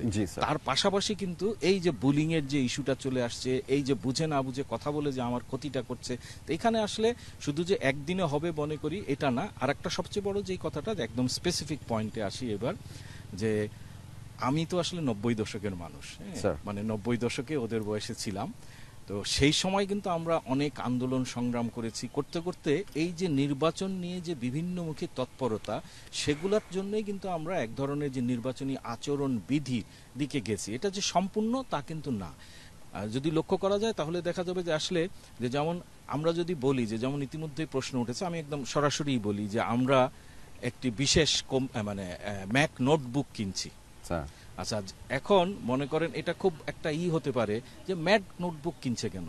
আসলে আমরা কিন্তু চাহিদা দিয়েছিলাম এই অর্থে শিক্ষার্থীদের থেকে একটা দাবি ছিল যে এই যে নেটে অর্থাৎ ইন্টারনেট থেকে শুরু করে এই জাতীয় জায়গায় যেই সমস্ত বিষয়গুলো হচ্ছে এগুলোকে মনিটর করা। এখন আমার মনে হয় যে কোনো একজন প্রযুক্তিবিদের সাথে যদি আলাপ করেন তাহলে দেখবেন সিকিউরিটি থেকে শুরু করে এর জন্য যে ন্যূনতম খরচ সেটা কিন্তু আসলে অনেক বেশি হয়ে যায়, ঠিক আছে? তখন আবার কিন্তু সেই প্রশ্ন হয়তো উঠবে, এটা একটা। আমরা কিন্তু এটা ঠিক আসলে উত্তর দেওয়ার জন্য আমি বলছি না যে আমরা কিন্তু এই নির্বাচন বিধিটা একা তৈরি করিনি। এই নির্বাচন বিধিটা তৈরি করে নির্বাচন কমিশন আশা করেছিল যে শিক্ষার্থীরা দেখবে। আমরা বহুদিন ধরে একটু উত্তর যদি আমাদেরকে দিতেন, ওনাদের এই যে উত্থাপিত প্রসঙ্গগুলো সেটা কি অযৌক্তিক কিনা স্যার? যেটা হচ্ছে সেই দিকেই আমি যাচ্ছি। হ্যাঁ, আমরা এই প্রসঙ্গটা আমরা কিন্তু সময়ও দিয়েছি, এখনো কিন্তু এটা কি হয়ে গেছে, প্রকাশিত হয়ে গেছে। আমরা কিন্তু সময় দিয়ে গেলেও যে কথাটা বলছিলাম যে অর্থাৎ আমরা হয়তো অংশগ্রহণ করতে পারিনি বিভিন্ন কারণে, তখন হয়তো আমরা খেয়াল করিনি যে এখানে যেটা দেওয়া হচ্ছে বা আমার লক্ষ্য করার দরকার ছিল এটা কোনো কিছু না, আমরা লক্ষ্য করিনি। তার মানে এই ত্রুটিটা কিন্তু আসলে ঠিক এককভাবে আমাদের না, আমাদের সকলের হয়ে গেছে। আমাদের একটা অভিজ্ঞতা হচ্ছে, আমি একটা কথা সবসময় বলে থাকি, মানুষের জন্য আইন, আইনের জন্য মানুষ না। যদি এখন সকলে মিলে মনে করে, যেমন আমরা কতকগুলো ক্ষেত্রে কিন্তু এরকম ব্যতিক্রম করছি, সেখান থেকে কিন্তু আবার প্রশ্ন আছে যে নির্বাচন কমিশন দেখছে না। মানে ওই যে বললাম যে যার পক্ষে যাচ্ছে সে তখন এটাকে একভাবে হয়তো মূল্যায়ন করবে, যার বিপক্ষে যাচ্ছে সে অন্যভাবে মূল্যায়ন করবে। শিক্ষার্থীরা নিজেরাই কি করছেন, নির্বাচনে দাঁড়িয়েছেন, তারা যেই যুক্তিগুলো তুলে ধরেছেন অবশ্যই তারা ফিল্ড থেকে তাদের যে সমস্যাগুলো হচ্ছে সেগুলো নিয়ে তারা বলছেন। এখানে অযৌক্তিকতার কিচ্ছু নাই। আমার মনে হয় এই মুহূর্তেও যদি এগুলো আমরা আজকেও কিছু হয়তো কার্যক্রম চালাবো, টাকা খরচ করাটা যৌক্তিক স্যার? না 7,000 টাকা না 12,000 টাকা হবে। এটা যেটা হবে কি যে আসলে এটার মধ্যে যে বললাম যে একটু যদি খুব সংক্ষেপে বলি, যদি আমরা বলি যে 25,000 টাকা পর্যন্ত করা যাবে, ওই যে কথাটা বলতে গেছিলাম, তা আসলে আমাদের সামর্থ্য কেমন? সেই ক্ষেত্রে কিন্তু প্রশ্নটা আসবে যে এত লো ইনকাম ইসে যে 2,000 টাকা দিয়ে বিশ্ববিদ্যালয়ে চলে, তাকে আমি বলছি 7,000 টাকায় নির্বাচন করতে। আমরা অনেক কিছু ভেবে হয়তো একটা দিয়েছি, এটা ভুলও হতে পারে, বুঝতে পেরেছি, ভুলও হতে পারে। ধন্যবাদ স্যার। আমরা আসলে আপনার কাছ থেকে আরো একটু শুনতে চাইবো, তবে তার আগে এই মুহূর্তে শিক্ষার্থীদের যে প্রশ্ন আপনারা উন্মুক্তভাবে স্যারকে প্রশ্ন করতে পারেন। আমি প্রথমে 2টি করে প্রশ্ন নিতে চাই, মেঘ, তারপরে হচ্ছে আরো একজন, আমরা 2টি করে প্রশ্ন নিব, তারপর স্যারের উত্তরটা শুনবো। আচ্ছা স্যার, তো হচ্ছে আমি একটু বলে রাখি যে বিষয়গুলো ইতিমধ্যে স্যার কথা বলেছেন, বিশেষ করে অর্থ এবং তার যে অন্যান্য কার্যক্রম ইতিমধ্যে স্যার যেগুলো বলেছেন সেই বিষয়গুলো আর প্রশ্ন না করাটাই শ্রেয়। স্যারের প্রতি সম্মান। স্যার আমার খুব পছন্দের শিক্ষক। আমি ভয়, স্যারও জানে যে স্যার ভয়, আমি ভয় পাই না কোশ্চেন করার সময়। আচ্ছা স্যার, আমি হচ্ছে 2টা কোশ্চেন, যেহেতু সুযোগ আসে 2টা কোশ্চেনই করি। সেটা হচ্ছে 1 নম্বর বিষয় হচ্ছে স্যার, আপনি যখন বলতেছেন যে যৌক্তিক অযৌক্তিকের ব্যাপারটা, যে হচ্ছে আচরণবিধি 25 জনের বিষয়টা বা টাকার বিষয়টা, ঠিক আছে, এটা হচ্ছে ফিক্সড রুল হয়ে গেছে। কিন্তু হচ্ছে এই যে আমাদের যে বিভিন্ন কালচারাল বা সোশ্যাল কনসার্নিং ইভেন্টগুলো করতে বাধা দেওয়া হয়েছে, এটা তো চাইলে স্যার হচ্ছে প্রশাসন নিজেও করতে পারতো, প্রশাসন কেন করলো না? মানে যখন আপনারা পরিবেশ পরিষদ হয়ে প্রত্যেকটা হলে গেলেন, হলে গেলে যখন সাড়া পেলেন না, খুবই স্বাভাবিক যে শিক্ষকরা তো আসলে এখন শিক্ষার্থীর সাথে ওইভাবে কানেক্টেড না, শিক্ষার্থীরা শিক্ষার্থীদের সাথে কানেক্টেড। মানে এই জাহাঙ্গীরনগর ক্যাম্পাসের ইতিহাসে কখনো মনে হয় না শিক্ষকের ডাকে শিক্ষার্থীরা চলে আসছে, ছুটে আসছে, রাস্তায় নামছে, সবসময় শিক্ষার্থী ডাকে শিক্ষার্থীরা নামছে। তো এইখানে কেন হচ্ছে আপনারা আমাদেরকে ওই স্পেসটা দিলেন না, বা স্পেস না দিলেন ফাইন, কিন্তু আপনারা কেন ওই স্পেসটা করে দিলেন না? এটা একটা প্রশ্ন। আরেকটা প্রশ্ন যেটা থাকে সেটা হচ্ছে স্যার, আপনি হচ্ছে মুখ ফসকে একটা শব্দ বলে ফেলেছেন নির্বাচনের জায়গায়। আমার কাছে মনে হয় যে নির্বাচন কমিশন আসলে আর নির্বাচন কমিশন ছোট করতে হবে, নির্বাচন কমিশন হয়ে গেছে। কেন? যেহেতু আস্থার কথাটা বলেছিলেন সাথে, আস্থাটা স্যার আমরা কিভাবে রাখবো বলেন? নির্বাচন কমিশন কি এই পর্যন্ত কখনো বটতলায় গিয়েছে, পোস্টার কোথায় কিভাবে লাগানো হচ্ছে সেটা দেখেছে, বা হচ্ছে কারা কাদেরকে নিয়ে প্রচারণা করছে, তারা কি শিক্ষার্থী হয় নাকি শিক্ষার্থীরা প্রাক্তন শিক্ষার্থী হচ্ছে, বা হচ্ছে এই যে হলে হলে নির্বাচন প্রচারণা যখন করছে তখন কোন ইন্টেনশনে কোন ভঙ্গিতে করছে, সে কি মাদক দিয়ে ইনফ্লুয়েন্স করে টাকা দিয়ে করছে নাকি হচ্ছে তার ইন্টেলেকচুয়ালিটি দিয়ে তারপর হচ্ছে শিক্ষার্থীদের কনসার্ন করছে। স্যার আমার তো মনে হয় এগুলো কোনো কিছু আপনার করেন নাই, নির্বাসিত হয়ে ওই অফিসে বসে আছেন। এইটা কেন স্যার তাহলে? মানে আপনারা কি প্ল্যান করছেন এবং হচ্ছে এটা কেন করলেন? আর কেউ প্রশ্ন, আর কেউ স্যারকে এখন? জি স্যার, নির্বাচনের কিছু শর্ত ছিল, সেটা হচ্ছে গিয়ে হলগুলোতে যেহেতু ভোট কেন্দ্র স্থাপন হবে, হলগুলো থেকে সাবেক শিক্ষার্থীরা এখনো বের হয়নি। আমাদের প্রার্থীরা যখন হলে হলে লিফলেট নিয়ে যাচ্ছে, আমাদের বক্তব্য প্রচারণা নিয়ে যাচ্ছে, একটা হল শেষ করতে যেখানে 2 ঘন্টা লাগার কথা সেখানে 4 ঘন্টা লেগে যাচ্ছে। কারণ হচ্ছে অনেক সাবেক শিক্ষার্থীদের উপস্থিতি হলগুলোতে রয়েছে। আপনারা এই জায়গাটা ব্যর্থ হলেন কেন? বা সত্যিকার অর্থে কি আপনারা চেষ্টা করেছিলেন শিক্ষার্থীদের বের করার জন্য? দফায় দফায় আমাদের সাথে মিটিং করেছিলেন, আমরা বলেছিলাম ফিস্টের দিন বিদায় অনুষ্ঠান করতে, আপনারা সেটা অনুষ্ঠান করবার করেও তারপর সেটাকে তুলে নিলেন। মানে কেন এই কাজগুলো হলো সেটা একটা বিষয়। ঠিক আছে, আমরা একটু স্যারের কাছ থেকে প্রথম 2টা প্রশ্নের উত্তর একটু শুনে নিতে চাই। 3টি প্রশ্ন যদি ভুলে নেওয়া যেয়ে থাকি, প্রথমে মেঘের প্রশ্ন, যার নেতৃত্বে আমরা এমএইচে সংগঠিত নিপীড়নের বিরুদ্ধে নেমেছিলাম। প্রথমত হচ্ছে যে আমরা কেন নির্বাসিত হয়ে গেছি, নির্বাচন থেকে নির্বাসন বলে ফেলেছি কিনা আমি নিজেও স্মরণ করতে পারছি না। আসলে কথাটা সঠিক। এখানে কিছুটা বলবো কি যে আমাদের কিন্তু অভিজ্ঞতার অভাব আছে। প্রথমে এটা বলে নিই যে অভিজ্ঞতার প্রশ্নটাই জায়গাটায়, যেমন আমরা আজকে সকাল পর্যন্ত ব্যালট পেপারের বিষয়টা যদি আজকে না দিতে পারি তাহলে যাবে না। তো আমাদের কাজগুলো এমনভাবে হয়ে গেছে যে আসলে সময় পাওয়াটা খুব মুশকিল হয়ে যাচ্ছে। এটা একটা খুব মানে বাস্তব জায়গা। এটাতে এই কারণে হয়তো অনেকগুলো জিনিস করা যায়নি। পাশাপাশি আরেকটা প্রশ্ন করেছেন, যে আমি সংক্ষেপেই বলি যে আসলে কিভাবে বলবো কথাটা, যে শিক্ষার্থীদেরকে বিশ্ববিদ্যালয়ের প্রশাসন যেই অনুষ্ঠানগুলো করে সেখানে আসলে শিক্ষার্থীদের উপস্থিতির যে জায়গাটা সেইখানে সেটা বলে আমরা উনি করি নাই, সেইভাবে আমি এটাকে উত্তর দেওয়ার চেষ্টা করব না। যে আমাদের তারপরেও প্রচেষ্টা চালিয়ে যাওয়ার দরকার ছিল এবং আমরা প্রচেষ্টা কিছু চালানোও আজকে থেকে শুরু করব। অতীতের কিছু ছিল যে আমাদের আরো কিছু অনুষ্ঠান করার দরকার ছিল, আর আমরা অনুষ্ঠানগুলো যে বন্ধ করে দিয়েছি এখানে আসলে এদিক ওদিক দুটোই আছে। এটা খুব সংক্ষেপে বলতে গেলে এরকম, আমি যেটা বলতে যে এখানে বলছিলাম যে মানুষের জন্য আইন কিন্তু না, আইনের জন্য কিন্তু মানুষ না, মানুষের জন্য আইন। আইনে যদি কোনো ত্রুটিও থেকে থাকে আমি বলবো যে ভালোর জন্য, যেমন আমরা কিছুদিন আগে আন্দোলন করেছি, এটা সম্পূর্ণ বেআইনি ছিল।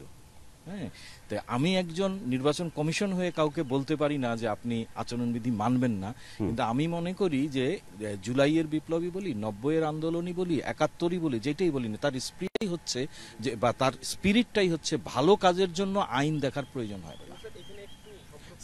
আর আমি উনার সোহাগী সামিয়া, আমাদের স্লোগান কন্যা সোহাগী সামিয়ার উত্তরটা দিয়ে দেই। সেও আমাদের সাথে আসলে ছিল, সে না থাকলে হয়তো আমরা স্লোগানই ধরতে পারতাম না। এইখানে আসলে সবচেয়ে বড়টা এইটা হয়েছে কি, যে এটা বলতে একটু কষ্ট লাগছে, হয়তো কেউ কেউ মনে কষ্টও পেতে পারেন। ওই যে আমি বললাম না, আমি করলে লীলা খেলা, কৃষ্ণ করলে নষ্ট পোলা। যেমন আমি নিজে হয়তো পাশ করে গেছি, কিন্তু আমি কিন্তু এখনো চিন্তা করছি যে আমাকে নির্বাচনের জন্য থাকতে হবে। আমাদের এই জায়গাগুলো আসলে একদিনে পরিবর্তিত হবে না। প্রশাসনের এখানে ব্যর্থতা আছে, প্রশাসনের উচিত ছিল যে কোনোভাবে এর মধ্যে বের করে দেওয়ার। তবে এতটুকু আশ্বস্ত করতে পারি, এই প্রচেষ্টা এখনো আমাদের বন্ধ হয়নি। আমরা চেষ্টা করব অন্তত যাতে, চেষ্টা চালিয়ে যাব অন্তত যাতে নির্বাচনের যে কয়েকটা দিন আছে সামনে, এই দিনগুলোতে যাতে এই ধরনের কোনো যারা আছেন তারা যাতে হলে অবস্থান করতে না পারেন, তবে এটা স্বীকার করতেই হবে। যারা প্রার্থী হিসেবে নির্বাচিত হবেন, তাদের যদি নির্বাচিত হওয়ার পর 3 মাসের মধ্যে 2 মাসের মধ্যে ছাত্রত্ব শেষ হয়ে যায়, তারপর তো বাকি 8 মাস সেই দায়িত্ব পালন করছে। আপনার এই প্রশ্নটা এমন একটা জায়গায় যেটার উত্তর দিতে গেলে এখন কিন্তু অনেক সময় চলে যাবে। তো আরো বেশি বাড়বে না স্যার? এই যে অনেক শিক্ষার্থীকে আমরা দেখেছি শুধুমাত্র জাকসু করার জন্য রিটেক দিচ্ছেন, আরো 1 বছর বেশি থাকছেন, কিন্তু দেখা যাচ্ছে 3 মাস পর তার ছাত্রত্ব শেষ, কিন্তু সে নির্বাচিত হচ্ছেন বিপি হিসেবে বা জিএস হিসেবে। হলের ভিপি হলে সে হলে থাকবে কিভাবে? তারপর সে হলে থাকবে কি করে? আমার মনে হয় স্যার এইটা আবার একটু ছোট করে যদি একটু উত্তরটা দিতেন। আমি আমার মনে হচ্ছে যে একই কথা, যে আমাদের অভিজ্ঞতার অভাব তো, এবং আমাদের সবাইকেই একটু ধৈর্য ধরতে হবে, সবারই সহযোগিতা লাগবে, একদিনে সব হয়ে যাবে না। এই যে কথাটা আপনি আজকে তুললেন, এই যে আমরা, আপনি চিন্তা করুন তো দেখি, আজ থেকে 1 বছর আগে কি আমরা কোনো সময় কল্পনা করেছি এইভাবে আমরা কথা বলতে পারবো? যে পরস্পর যারা বিরোধী, আমি যতটুকু দেখি, আমি একজন আশাবাদী মানুষ, হ্যাঁ, আমি যতটুকু দেখি যে আমরা কিছু দূর আগিয়েছি, হয়তো আমাদের আরো আগানোর দরকার ছিল, পারিনি, সেই ব্যর্থতা আমরা যারা বয়োবৃদ্ধ তাদের, আমরাও সেটার সাথে থাকবো। সবকিছু একদম করে ফেলতে পেরেছি এমন দাবি করছি না, তবে আমাদের একটু ধৈর্যও ধরতে হবে, এখান থেকেই উঠে আসবে। এখন অনেক কথা বলতে পারি, কিন্তু আমাদের কথার কোনো দাম নাই, আমাদের কথার কোনো মূল্যায়ন হয় না। আমরা বলতে পারছি কিন্তু কথার কোনো বাস্তবায়ন নাই। হচ্ছে কিছু হয়তো হচ্ছে, কিছু হচ্ছে না। 1 বছরে আমাদের প্রত্যাশা অনুযায়ী কিছুই হয়নি। আমরা জীবন দেওয়ার জন্য পুলিশের গুলির সামনে দাঁড়াইছিলাম। এত বড় আন্দোলনের অ্যাচিভমেন্ট এখন পর্যন্ত আমরা বলতে পারি শূন্য। জীবন দেওয়ার পর সেটার অ্যাচিভমেন্ট শূন্য। আচ্ছা, সব দায়ভারও আসলে স্যারের না, একেবারে শূন্য। আবার কেউ হয়তো বলবে যে এই যে জাকসুটা হচ্ছে, এটা আমাদের সবচেয়ে 100 ভাগ একটা, এই যে শিক্ষার্থীরা এখন থেকে বলতে পারবে নিজের কথা। আমি আপনার সাথে একমত, এটাই সবকিছু। জি জি, আমরা জি আরিফুজ্জামান উজ্জ্বল, আর 2টা প্রশ্ন নিব স্যারের কাছে। আমার একদম স্পেসিফিক 2টা প্রশ্ন, যে একটা প্রশ্ন প্লিজ, একটু 2টা করি না। আচ্ছা, ভোট গণনার সময় আসলে স্বচ্ছতা নিশ্চিতের জন্য আপনারা কি কি পদক্ষেপ নেবেন? আর একসাথেই সম্পর্ক করে দিই যে এখন পর্যন্ত আমরা দেখেছি যে নারী শিক্ষার্থীদের অংশগ্রহণ বাড়ানোর মতো কোনো কার্যক্রম আমরা এখনো দেখি না। আমরা আরো দেখেছি যে নারী শিক্ষার্থীদের যাতে ভোট প্রদানে বিভিন্নভাবে বাধাগ্রস্ত করা যায়, যেমন ছুটি ঘোষণা করা হচ্ছে, এই ধরনের কার্যক্রম দেখেছি। তো সেই জায়গা থেকে নারী শিক্ষার্থীদের অংশগ্রহণ বাড়ানোর জন্য আপনারা কি কি পদক্ষেপ নিচ্ছেন? আমি আরেকটা প্রশ্ন নিয়ে নিব, ওকে আগে বলেছিলাম। আচ্ছা স্যারের কাছে আমার একটা প্রশ্ন হচ্ছে যে এই যে স্যাররা বলতেছেন যে ডোপ টেস্টের ব্যাপারে, তো ডোপ টেস্টটা হচ্ছে এই অল্প সময়ে কি আসলে ফিজিবল? 600 জন প্রার্থী, 600-700 জনই প্রার্থী মনে হয়, 700 জন প্রার্থী, তো সেই 700 জন প্রার্থীর ডোপ টেস্ট কি আসলে 11 তারিখের মধ্যে ফিজিবল কিনা? আবার সেই রিপোর্ট মানে 10 তারিখ রাতে সেই রেজাল্ট আমরা পেয়ে যাবো কিনা, সেটা একটা ব্যাপার। 10 তারিখে কি প্রার্থীতে বাতিল হবে কিনা কারোর? আর আরেকটা ব্যাপার হচ্ছে স্যার, আর যুক্ত না করি, আর যুক্ত না করি কারণ আমাদের সময় কম। স্যার অল্প ছোট করে। জি, এমন 3টা প্রশ্ন উঠেছে, আসলে সংক্ষেপেই বলি। বিশেষ করে ডোপ টেস্টেরটা অনেক লম্বা। আমি উজ্জ্বল মানে আরিফুজ্জামানের প্রশ্নের যেটা উত্তর দিই, যে ওইটাও খুব বড়, কিন্তু আমি খুব সংক্ষেপে বলি। স্বচ্ছ বলতে কি, আমরা যেটা ব্যবস্থা নিচ্ছি যে এটা ডাইরেক্ট টেলিকাস্ট হবে, সবাই দেখবে যে কিভাবে ভোট গণনাটা হচ্ছে, কার কত হচ্ছে, এটার আপডেট থাকতে থাকবে। শুধু মানে একেবারে অন্তত 4টা জায়গায় আমরা চেষ্টা করব যাতে সবাই দেখতে পায় যেখানে গণনা হবে। এটা কিন্তু সেমি অটোমেটেড, মানে হচ্ছে যে ডিজিটাল পদ্ধতি বলতে কি, যে ওই যে আমরা ওএমআর যেরকম বলি, এই সিস্টেমে আমরা গণার এখন পর্যন্ত আমাদের এরকম সিদ্ধান্ত আছে, পূর্ণ স্বচ্ছতা সহ, যে যাতে দেখা যায় সবকিছু। এক্স্যাক্টলি, সিসিটিভি বসানো হবে। জি জি, সিসিটিভি বসানো হবে। আপনার দ্বিতীয় প্রশ্ন বোধহয় ছিল সরি, নারী শিক্ষার্থীদের। নারী শিক্ষার্থী শুধু না, যেখানে সবচেয়ে বড় কথাটি বলেছেন, আসলে ওই যে বললাম অনেক ইনফরমেশনের সমস্যা আছে। বিশ্ববিদ্যালয় কিন্তু বন্ধ করে দেওয়া হয় নাই। 11 তারিখে কিন্তু সকল বাস সাধারণ যেই নিয়মে চলে সেই নিয়মে চলবে। ভোট যেই দিন নির্বাচন হবে সেই দিন কিন্তু বিশ্ববিদ্যালয়ের সকল অফিস খোলা থাকবে, শুধুমাত্র ক্লাস পরীক্ষা বন্ধ। আর তার আগের 2 দিন কিন্তু শুধুমাত্র পরীক্ষা বন্ধ। বিশ্ববিদ্যালয় খোলা রয়েছে, বিশ্ববিদ্যালয় বন্ধ না। আমি আরো আরেকটা জিনিস বলি, আপনারা বলেননি, আমার কাছে যতটুকু তথ্য আছে, যদি কাউরির কাছে থেকে থাকে অনুগ্রহ করে বলবেন, প্রশাসন অথবা আমরা যে কেউ যদি কোনোভাবে কোনো প্রার্থীকে জেতানোর জন্য কোনো রকম যদি আমরা ওই ফর্মুলা করে থাকি, সেটা বলবেন। কারণ অনেকে এইভাবে ছড়ানো হচ্ছে যে প্রশাসন এরকম কিছু করে ফেলেছে ভোট দেওয়ার পর। এটা সম্পূর্ণ মিথ্যা কথা। শিক্ষার্থীরা গেলেই ভোট দিতে পারবেন, ভোট দিলেই তারা এই জিনিসটা প্রমাণ করতে পারবেন। আর একটা প্রশ্ন ছিল ডোপ টেস্ট নিয়ে, খুব সংক্ষেপে হচ্ছে এটা একটা কারিগরি বিষয়।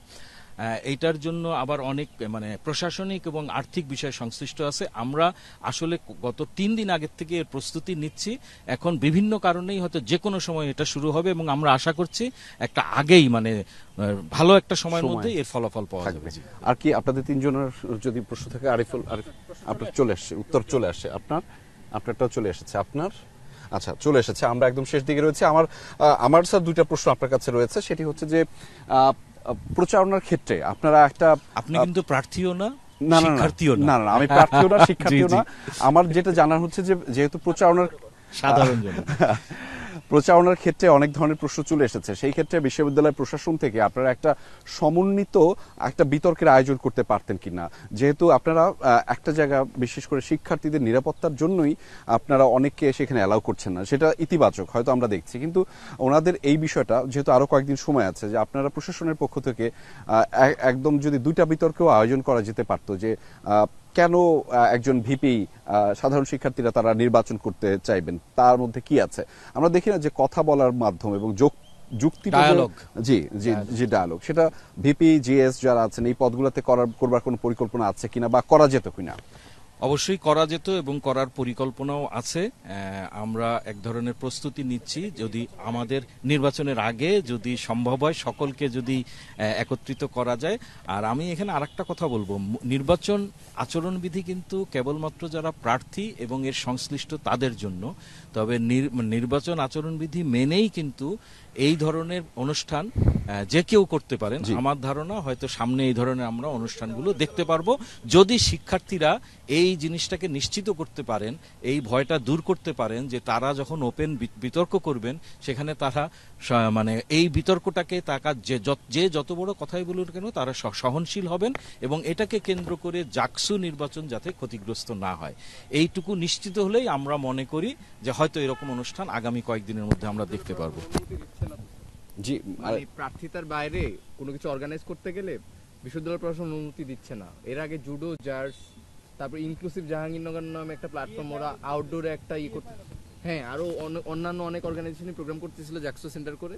প্রার্থিতার বাইরে কিন্তু তাদের বিশ্ববিদ্যালয় প্রশাসন অনুমতি দেয় নাই এটাও যেহেতু প্রথম দিক থেকে এইভাবেই ছিল সেই জন্য প্রাথমিকভাবে এই ধরনের কোনো অনুমতি এখন পর্যন্ত দেওয়া হয় নাই অনেকেই করেছিল তো এগুলো এখনো ওই অর্থে যে একটু লক্ষ্য করে তারপরে এই বিষয়ে করা হবে যদি সকলের একটা সহযোগিতা থাকে জি ধন্যবাদ আমি একটু বলতে চাই যেহেতু 33 বছর পরে অনেক কিছুতে আসলে মনে হয় মরিচাও ধরে গেছে ফলে এই যে মরিচা স্যার একটা কথা বারংবার বলছিলেন যে আপনারা যদি একটু ভয়েস রেজ করেন সেটির ক্ষেত্রে স্যারদের জন্য একটু সুবিধা হয় বারংবার তাদেরকে বলা হয় না যে একটা প্রক্রিয়া দীর্ঘদিন সময় অচল থাকলে সেটি আসলে অনেক দিন পরে যখন শুরু হয় সেটি আপনাদের অনেক প্রশ্ন থাকতে পারেন আপনারা তাদের জায়গাটাও দেখবেন যে তারা আসলে কতটুকু আন্তরিক হওয়ার চেষ্টা করছেন বা এই নির্বাচনটা হওয়ার ক্ষেত্রে অনেক কিছু হয়নি স্যার একটি কথা বলছিলেন অন্তত পক্ষে নির্বাচনটা তো শুরু হয়েছে গতিপথটা তো শুরু করা গেল অনেক 33 বছর কিন্তু কম সময় নয় এবং সেই সময়ের প্রেক্ষাপটে নতুন করে আবার শিক্ষার্থীদের হয়তো পরের বার যখন আবার নির্বাচন হবে এই ভুলগুলো হয়তো আবার করা হবে না ফলে সেটিও এবং সেখানে আপনাদের সহযোগিতা কিন্তু একান্ত কাম্য আমরা একদম শেষ পর্যায়ে রয়েছি আপনাদের কাছ থেকে প্রত্যেকের কাছ থেকে একটি মাত্র বাক্য শুনতে চাই সেটি নির্বাচনকে ঘিরে 11 তারিখে যে সাধারণ শিক্ষার্থীরা আপনাদেরকে অর্থাৎ এই 12,000 শিক্ষার্থী যারা ভোট দিয়ে আপনাদেরকে নির্বাচিত করবেন তাদের উদ্দেশ্যে যে কোনো ধরনের একটি মন্তব্য আমি শুরু করতে চাই অমর্ত্য রায় আপনাকে দিয়ে সবকিছু সুন্দরভাবে শেষ হোক সবাই ভোট দিতে আসুক এটি প্রত্যাশা জি ফারিয়া